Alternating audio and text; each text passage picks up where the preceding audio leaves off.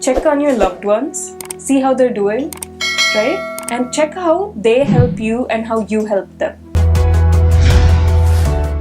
Having or being in control of how you deal with a person who is having OCD is very important, because they are not in control of their thoughts. They do not want to have these thoughts. They do not want to carry out these compulsive behaviors continuously.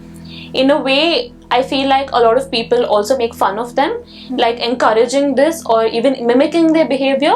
So I feel it is disrespectful for the person who's facing such a serious condition. So apart from carrying out compulsive behaviors or having these intrusive thoughts, are there any other signs and symptoms which a person can look for in OCD? Right, so the main thing about OCD is obsessions and compulsions.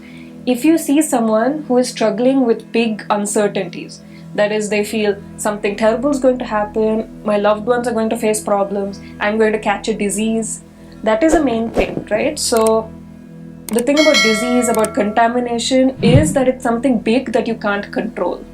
So what people with OCD face is that feeling of lack of control, and compulsions are their way of seizing control.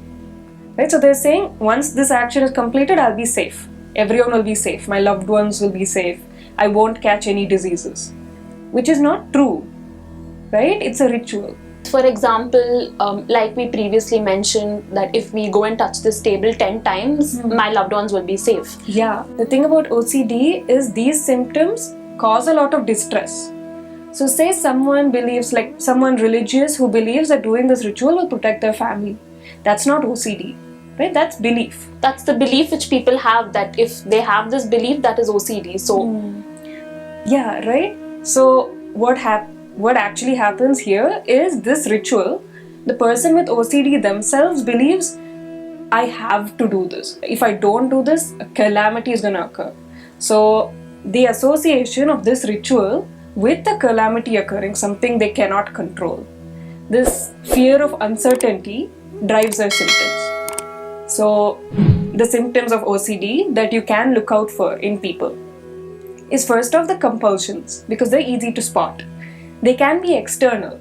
So it might include maybe tapping something or checking something continuously, or they have to walk in and out of a door like many times, right? That is one symptom. But they can also be internal. Like for example, they feel that, say, I am doing this and something bad is going to happen. Now I'm going to think one phrase in my head 10 times. Or maybe they have a lucky number 7. So then they count to 7 continuously. And it's not in their control. They just feel they have to do it. Right? That is what you can look for in someone with OCD.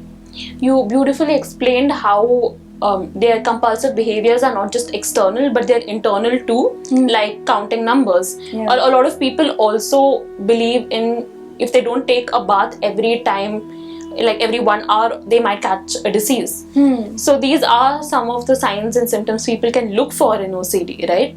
So before we wrap up, can you give us the mental health tip of the day? Okay, so the mental health tip of the day is, this is a fact, right? One of the most protective factors on your mental health are your relationships, your close, intimate, personal relationships.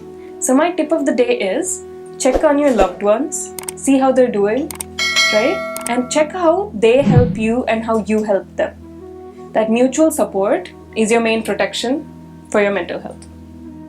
Thank you so much for your words. I think now there is more clarity as to what OCD is, and OCD is not just being hygienic, but it is a lot more than that, and the gravity of this disorder has been conveyed. Thank you so much for all that you mentioned about OCD. I think it was very helpful.